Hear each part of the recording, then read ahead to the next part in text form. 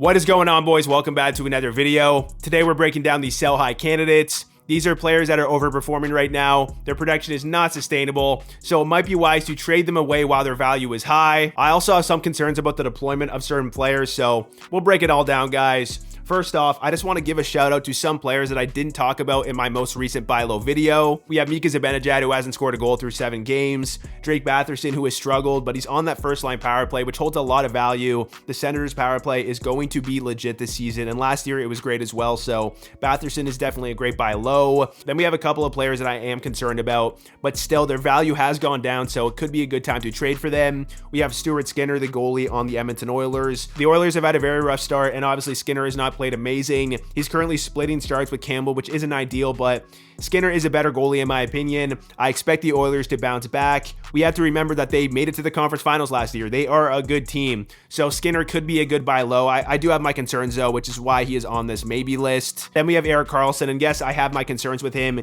Last year was such an outlier year, and we knew that regression was to be expected. However, he's getting a ton of power play time on the Penguins. They don't have Letang on that first unit with Karlsson, which is good. They're not splitting power play units, so Karlsson should still have some big nights and some big weeks on this Pens team. It's not going to be the same season as last year, but still, guys, he could be a good buy low. And then finally, we have Ryan Nugent-Hopkins, another regression candidate. I knew that he was going to regress, and obviously the Oilers are struggling, but he's still going to have some big nights on the Oils. You could take a risk and trade for him. Who knows how he is going to perform this season, but definitely a buy low opportunity there. Next up, we have some sell highs that are very hard to trade. People aren't going to buy that these players are breaking out, so you could try and trade them away, but you're probably not going to get a lot of value. We have Trevor Moore of the Kings, Sean Monahan of the Canadiens, Bobby Brink of the Flyers, Paul Cotter of the Vegas Golden Knights, Joe Veleno of the Detroit Red Wings, and Jaden Schwartz of the Seattle Kraken. Now, first off, I want to talk about 3 guys that could have great seasons, but I'm a little bit conflicted on them. Let's break it down, guys. The first player I want to talk about is Brock Boeser. The reason why he's a sell high candidate is because obviously his shooting percentage is very high, 28.6%. He has 6 goals in 7 games. Obviously, this is not sustainable. However, his deployment is looking really good. He's getting more even strength ice time. He's getting more power play time. Bo Horvat is no longer on the Canucks, so Boeser has a firm spot on the first line power play. This is all great stuff. With his deployment and the fact that the Canucks are looking decent this year, Boeser could be in for a good season. We could see him put up 25 goals, 65 points. So Boeser could be a decent hold. The only way I would suggest trading Boeser away is if you can get a good buy low, maybe a guy like Jordan Kyrou, maybe a guy like Nico Hischier, Alex Tuch, maybe Timo Meier. I don't know, guys. See if you can make something work. But I do think Boeser is going to have a decent season. Now we got to talk about some Carolina Hurricanes players. I'm a little bit conflicted about these 2 guys, so let's break it down. We'll talk about Seth Jarvis first. We labeled him as a breakout, and he has broke out so far. 9 points in 9 games. His deployment is looking way better than it was last season. He's on the first line power play, getting almost 20 minutes of ice time per night, getting tons of power play time. You guys can see the differences between this year and last season. He's getting way more ice time. That means more fantasy production. We'd love to see that, guys. Unfortunately, the elephant in the room is that Andrei Svechnikov is back from tearing his ACL. He is healthy. He just played in last night's game, albeit on the 4th line, but he is going to get more ice time as the season goes on, and we have to wonder how this is going to affect Jarvis's deployment. I still think Jarvis can be situated on the first line, but I am worried about his power play deployment. We have Martin Necas, we have Sebastian Aho, we have Seth Jarvis, we have Svechnikov, we have Tony DeAngelo, and then we have Teuvo Teravainen. One of these guys is going to get screwed and get sent down to the second unit, and that could be Jarvis. I think Jarvis is going to have a great season regardless, but you do have to keep this in mind, guys. It might be smart to trade him away if you can find a guy that you know is going to be a staple on the first line power play. So you have to make that decision yourself. You can comment below some trade suggestions, and I can give you guys some advice, but I am conflicted on it. We'll see how it plays out. Obviously, the next Canes player we got to talk about is Teravainen. His shooting percentage, as you guys can see here, 35%. It is not sustainable. He has 7 goals in 9 games. However, he does look pretty good out there, and he is on the first line power play. So like I said with Jarvis, it all depends on who gets sent down to the second unit. Now, what I will say is I would much rather sell Teravainen high than Seth Jarvis. This is because of Teravainen's deployment. Yes, he's on the first line in the first line power play, but he's only averaging 16 minutes and 20 seconds of ice time per game. This number is not very good, and it's without Svechnikov in the lineup, so you could actually see this ice time go down with Svechnikov ramping up and getting more minutes. And another thing to consider is Seth Jarvis is averaging 3 more minutes minutes of ice time per game than Teravainen without Svechnikov in the lineup, so clearly they are favoring Seth Jarvis when it comes to ice time. The only reason I'm conflicted is because Teravainen had such a down year last year, and before that, he was a power play specialist, right? In the 2021-2022 season, Teravainen had 31 power play points in 77 games. If Teravainen can find his game again, then it's going to be hard to take him off that first line power play. With all that being said, we're going to have to see how it plays out. Teravainen and Seth Jarvis could be sell high candidates, but they also could be hold, so you are going to have to make that decision yourself and see what type of value you can get. The last player I'm conflicted about is Carter Hart of the Philadelphia Flyers, and what I will say first off is that Carter Hart's value is going to change drastically depending on your league settings. If you're in a category league with save percentage and goals against average, and yes, Carter Hart is not the greatest option, he could be a great sell high candidate in that type of format, but in a points league, he might be a hold. Sure, if you can sell him and get good value, go ahead, but if your goalie situation is not that great, it might be wise to hold on to Carter Hart in a points league that values volume and saves. The first reason is that it's very rare to find goalies that are playing 55 plus games these days. Carter Hart is going to see a lot of volume. He's going to see a lot of shots against. If your points league doesn't value saves that much, then maybe trade away Carter Hart. But I'm telling you guys, if we're looking at Yahoo default scoring, Carter Hart was like a top 12 goalie last year in total fantasy points. Hart started off really hot last season, so I understand the sentiment to sell him high, but the Flyers are a better team this year with Sean Couturier and Cam Atkinson back, Travis Sanheim taking over a bigger role, Cam York stepping up, Owen Tippett potentially breaking out. They have a decent roster, and that's going to benefit Carter Hart. With all that being said, guys, it depends on your league settings, and it depends on what type of value you can get for him. But in most points leagues, I think he's a hold. Now I want to talk about some players that are clear sell highs. First off, we have William Karlsson of the Vegas Golden Knights. His shooting percentage is 21.4%. That is not sustainable. That is going to come back to normal. We also have to talk about his deployment, guys. He's playing on the third line and the second line power play. That is not going to cut it in fantasy. And if we're looking at his ice time per game, it's actually 2 minutes lower than it was last season. So he is not getting good deployment whatsoever. It might be hard to trade him away because people know that he's not very good, but if you can get some value for him, then you need to do it immediately. Next up, I want to talk about Brandon Hagel of the Tampa Bay Lightning. And what I will say is that last year, despite not being a staple on the first unit, he was still very solid. He had 30 goals and a total of 64 points in 81 games. He is still going to be a fantasy asset. However, right now his production is not sustainable. He has 8 points in 8 games, 5 of these points being goals. His shooting percentage is 23.8%.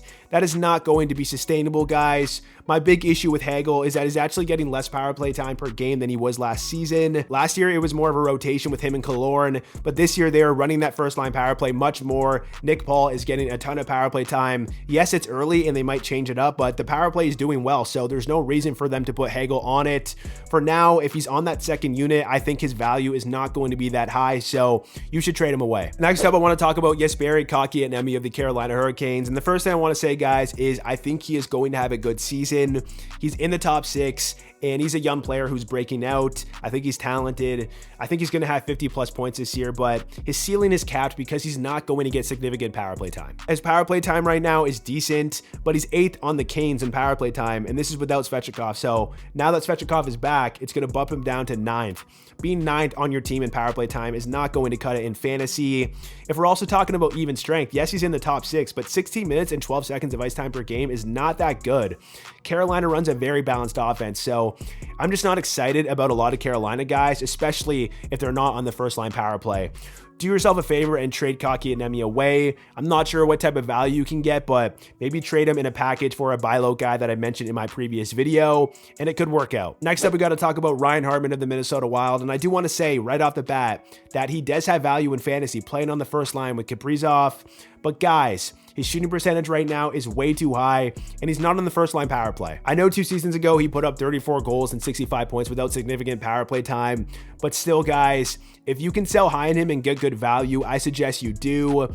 Trade him for a guy that you know is going to be on the first line power play. Again, Hartman could be a good hold, but because the value right now is probably the highest it's going to be all season, I think he's a great sell high. Next up, we got to talk about Jaccob Slavin of the Carolina Hurricanes, and this one's very obvious, guys. Slavin is not a big offensive producer. His shooting percentage is way too high, and his production is not sustainable. Right now, he has 3 goals and 4 assists in 9 games. He's playing great, but we know a couple of things. First off, he's not on either of the power play units. He gets 5 seconds of power play time per game. it's not going to cut it in fantasy, guys. And another concerning thing is that Slavin's ice time per game is actually lower than last season by almost 2 minutes. This is because they added Dmitry Orlov and Tony DeAngelo, so there's a lot of ice time to spread around those defensemen. With him getting less ice time and virtually no power play time, he is going to fall off a cliff in fantasy. He is going to come back down to normal, so trade him away immediately. Next up, we got to talk about Frank Vatrano, guys. As I'm recording this just an hour ago, he scored a hat trick against the Flyers, and that puts him up to 8 goals in 8 games with a 27.6% shooting percentage. His career shooting percentage is 10.4%, and last season he only had 41 points in 81 games, so this production right now is not sustainable. What I will say about Vatrano is that his deployment this season is definitely promising. He's getting 19 minutes and 11 seconds of ice time per game compared to last season where he only had 16 minutes and 41 seconds of ice time per game. So it is promising that he's getting more time even strength. The only issue is that his power play time is still not good. I don't understand why he's not on the first unit considering he's a very good goal scorer, but they aren't utilizing him on the power play. This could change with him scoring more goals. If that did change, then maybe I would change my stance on him. But for now, he is a sell high candidate. I do like his peripherals too. Like, he takes a lot of shots. He makes a lot of hits. He definitely has an edge against his competition if your league values shots and hits. But still, guys, being on the Anaheim Ducks and on the second unit is not going to cut it in fantasy. So if you can sell high on Frank Vatrano for a guy that is a buy low, maybe Jordan Kyrou, I think that's a really good deal to make. Right now, Vatrano's value is probably the highest it's going to be all season. So it might be wise to trade him away for a guy that's more established, a guy that we know is going to be on the first line power play, maybe a guy that's on a better team.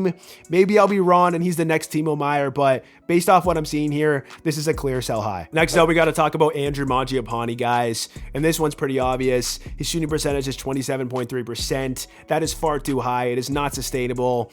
And his deployment is not good. It's actually worse than last season. I was hoping that maybe they would move him up to the first line and the first line power play, but that has not been the case. Playing less than 16 minutes a night and less than 2 minutes of power play time per game is not going to be good for fantasy. So if you can trade him away, I suggest you do. The Flames also look terrible. I don't think they're going to have a great season. Mangiapane's value right now is probably the highest it is going to be all season long. So do yourself a favor and sell high on him. Next up, we got to talk about defenseman Shayne Gostisbehere of the Detroit Red Wings. And listen, guys, I understand he's on the first line power play on a team that looks much better than last season.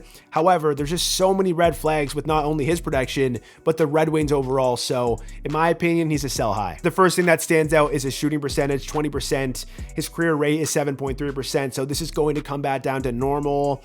Another thing that stands out is his deployment, right? He's getting good power play time, but his even strength ice time isn't that great. He's playing on the third pair, averaging 19 minutes and 29 seconds of ice time per game. So if we see this Red Wings power play cool off, Gostisbehere's production is going to fall off a cliff. The Red Wings power play percentage is 38.7%, so it's not sustainable, guys.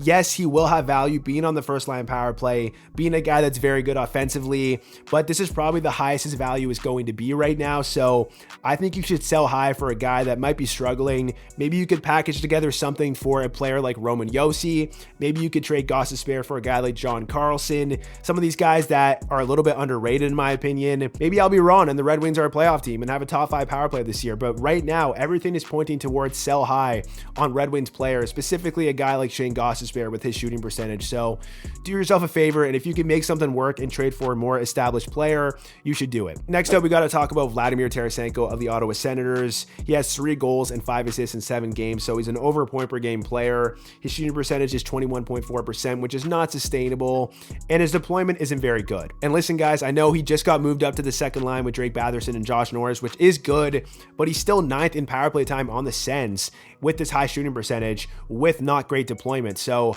unless his ice time totals go up significantly, this guy is an absolute sell high. You could see his ice time go up to 16 minutes being on the second line now, but we don't even know if the second line situation is going to stick. Right now, getting less than 15 minutes of ice time per game is not going to cut it. Tarasenko has name value, so if you can sell him high, this is probably the highest value he is going to have this season, and it should pay off. Next up, we have Alex Debrincat of the Detroit Red Wings, and I know this might upset some of you Debrincat owners, but let me tell you why he's a sell high. I mean, 33.3% shooting percentage. That is not sustainable. He has 9 goals in 8 games. The Red Wings power play percentage is also sitting at 38.7%. That is not sustainable either. That is going to come down. With that being said, guys, I still think Debrincat is a very talented player. We labeled him as a bounce back candidate going into the season because last year was a down year for him. He had a 10.3% shooting percentage. We expected this to go back up. We've also seen him put up multiple 40-goal seasons in the past, and he has a great center in Dylan Larkin to help him get to that mark again. However, we have never seen him put up more than 80 points in a year.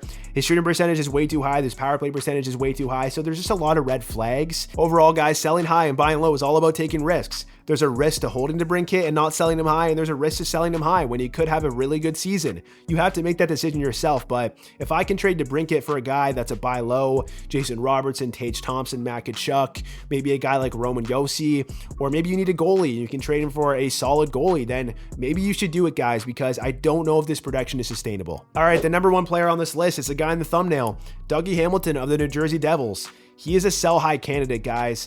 I'm very concerned about Hamilton going forward because he is no longer on the first power play unit. To start the season, the Devils are running both of their power play units evenly.